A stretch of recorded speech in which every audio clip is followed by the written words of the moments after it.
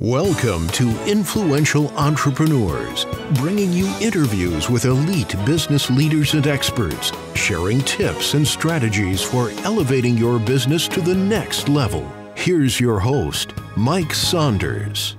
Hello and welcome to this episode of Influential Entrepreneurs. This is Mike Saunders, the Authority Positioning Coach. Today we have back with us Kerry Morris, who's the founder of HonorShield, and we'll be talking about aging insurance. Kerry, welcome back to the program. Thanks, Mike. Aging insurance, that sounds like a fun topic. It sounds like a thing, right? I mean, I've heard of aging and I've heard of insurance. I've not heard of aging insurance. So get us started with what actually is aging insurance. Yeah, and of course, we're kind of it's not a technically official thing, right? So we're using aging insurance as a term to kind of like say, hey, let's define those two words, like you said. What is aging insurance? The way we're using it, and let's start with the definition of the word insurance. So a short one that I pulled up is a thing providing protection against a possible eventuality, right? So is aging a possible eventuality? Yes. Yeah, every day. Yeah, let's hope so, right? Yeah. Yeah. So aging insurance, and the things that come with a population that's living longer and longer and longer, right? So this isn't 1933 when the average life expectancy was barely old enough to even start your Social Security, right? I mean, when they passed the Social Security Act in 1933, they never expected to pay out all this money to people up in their 70s and 80s. Okay. Those actuarial tables have morphed over the decades, huh? Yeah, and turned upside down. And so what comes with a population that's living longer and longer are the health scenarios of that aging process, right? And so, we live in a world where every 65 seconds there's a dementia diagnosis on Alzheimer's diagnosis, actually, on average, Wow. Yeah, so that's pretty staggering. Every 65 seconds, there's an Alzheimer's diagnosis, according to the Alzheimer's Association. Yeah, when you average it out, wow. So it's a big deal, and that's why my second book is called Financial Survival for Families in the Grip of Dementia.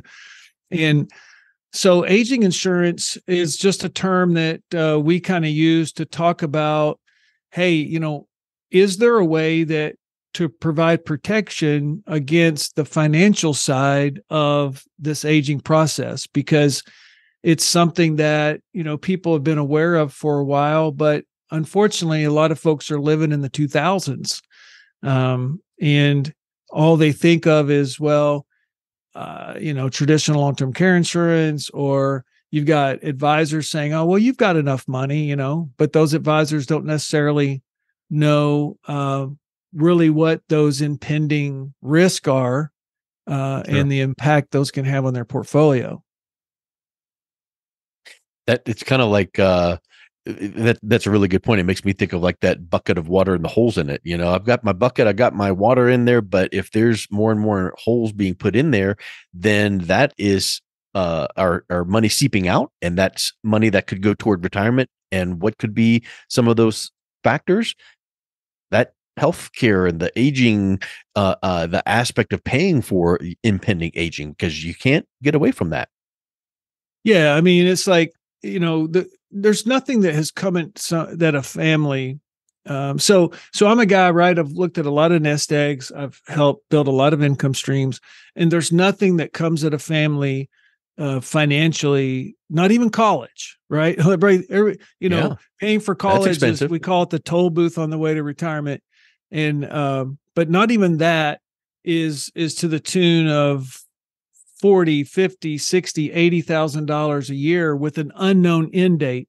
And that's the biggest thing, is that it's such an unknown, and everybody thinks they can kind of guess how they're going to age. They kind of rationalize in different ways, right? But I, as a guy who part of my career was spent doing elder care planning, I sat in my conference room with over 700 families who were at that point of having to pay for care. I talk about this in my first book, When Retirement Goes Bad, Life Sucks. And it's about the hidden defect in the portfolio, that our portfolios aren't designed to handle this. So you have the mindset of a 401k generation. All they've ever known, the boomers, is putting money in the plan. The company puts money in the plan. That's all they've ever known. But they don't realize when they retire that the mathematics actually changes. When you start pulling money out of an account that goes up and down, it behaves quite different than an account that goes up and down with no money coming out of it. So now you bring in care costs into that, and it acts like market losses upon that and can start turning things south really, really fast and become unrecoverable before you know it. That's a big point, because I know like what you just said, where if there's volatility up and down, but no hits with the balances going down, as far as from some of these big expenses, you can weather volatility. But if it's volatility and huge expenses coming out, boy, that's a triple whammy. Yeah. And so that's a fancy word for that. It's called sequence of return risk. I talk about that in a book. At HonorShield, we talk about that in our presentations. I believe almost every presentation we do includes some facet of helping folks realize that. That's what I noticed sitting in my conference room, watching these people's, trying to plan in the midst of crisis, and so you and I have talked before in other episodes about solutions and things. But that's what, we use aging insurance as a general term to just mean that, hey, there's a way to transfer that risk. So that word insurance is talking about transferring some of that risk. Well, we can put kind of a stopgap on it by using some of the tools that out there. And that's what we do at HonorShield. Yeah. So let's talk about a few of those tools, because I know that anytime that you throw big numbers out, like look at all these big costs of, aging and long-term care, things like that, the solution sounds great, but it also seems like sometimes it's expensive. So talk a little bit about the tools and kind of, is it expensive and hard to obtain those tools? Yeah. So that paradigm is still out there. And that's what, it's like, the 2000s and the 1990s kind of want their products back, because we're starting to see less of it now. It seems like we're getting away from it, but for a long time, all anybody ever thought about was what we call traditional long-term care insurance. And that was, it was a really great deal at one point. Then it actuarially, it got into trouble. It did get expensive, and it was definitely got more hard to get because the carriers misjudged how many people were going to keep their policy, how expenses were going to soar.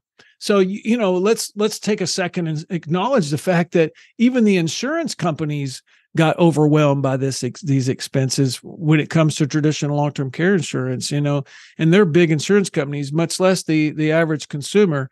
So what's really awesome today, and it's been around for years, people just don't know about it. When we say, okay, is it super expensive and is it very hard to get? Well, the cool part is that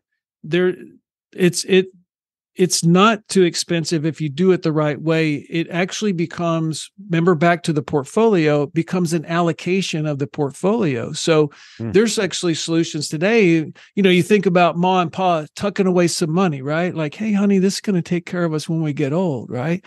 Well, now you can tuck that money away, but then get a multiple of it guaranteed to help you pay for care one day. And so that's transferring some of that risk so that if you do need care, which there's a 7 in 10 chance, and we are.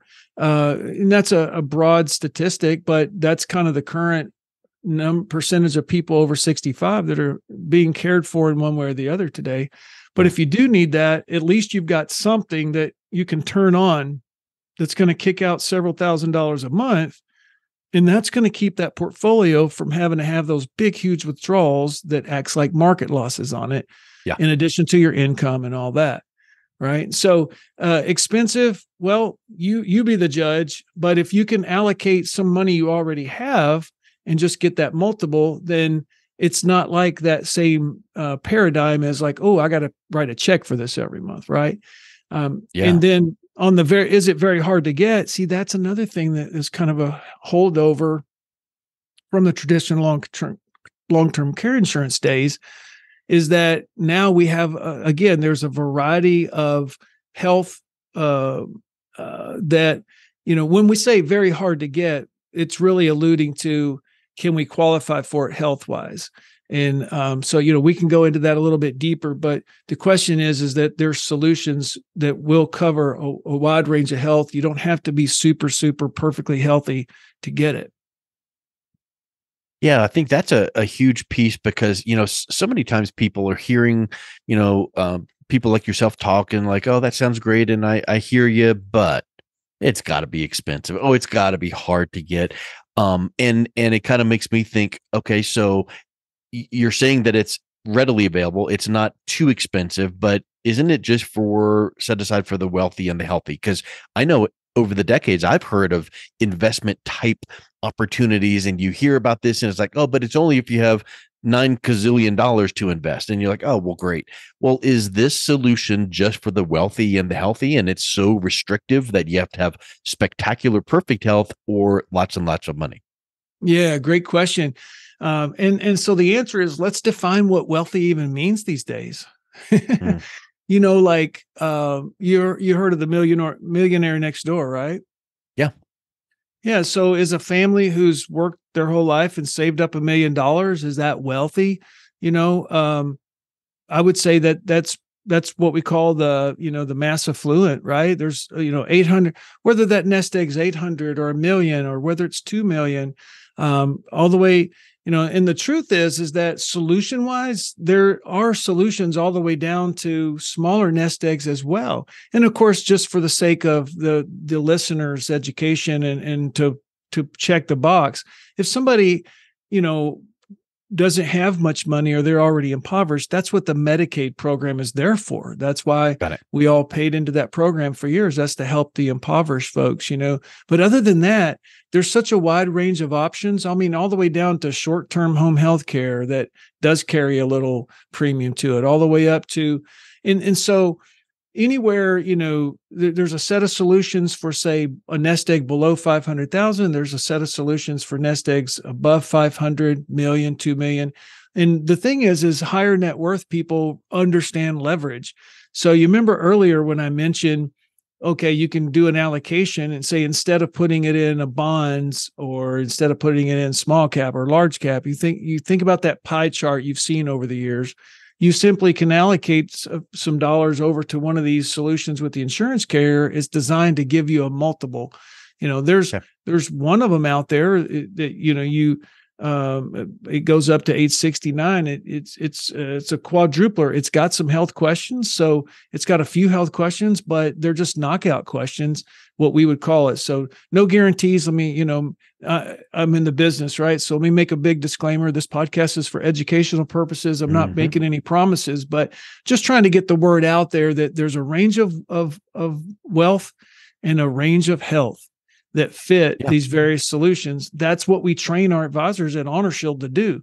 That's why HonorShield was created, was to help unpack and look at a situation for a family and then be able to fit the right solution to them at the point of health and wealth that they are. And sometimes that varies by spouse even, Mike. Yeah.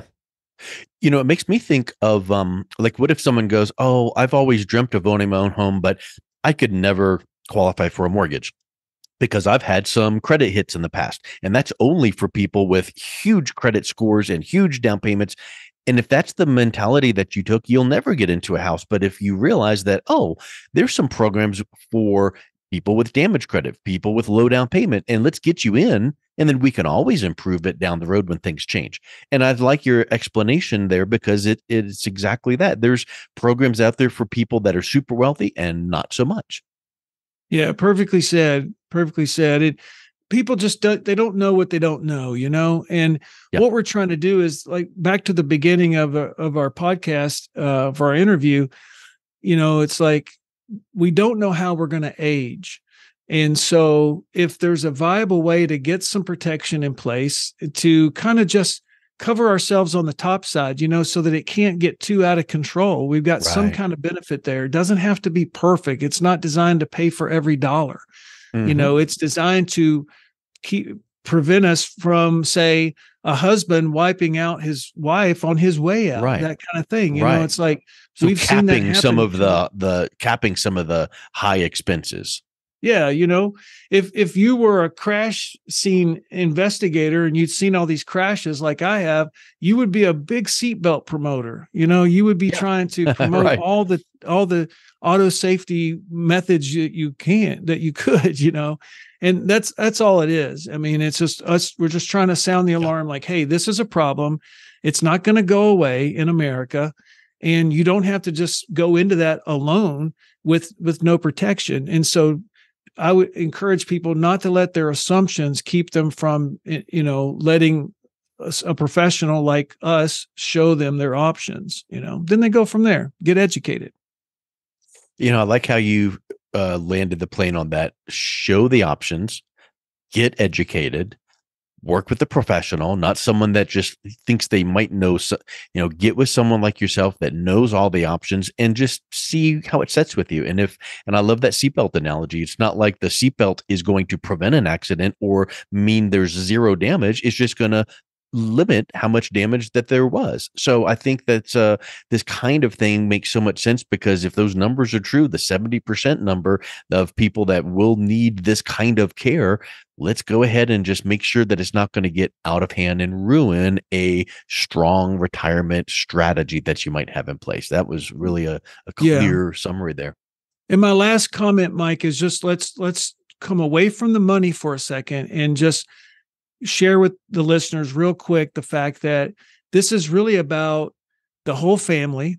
It's about relationships. It's about stress levels, and it's about decision making. And I've seen the process of decision making when families are going through the aging process, be dramatically impacted or hurt by having or not having prepared in this area.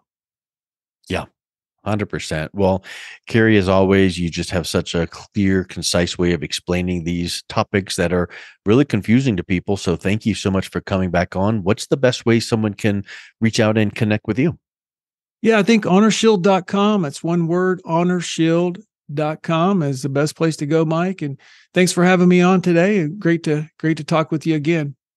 Thank you, Kerry. You've been listening to Influential Entrepreneurs with Mike Saunders. To learn more about the resources mentioned on today's show or listen to past episodes, visit www.influentialentrepreneursradio.com.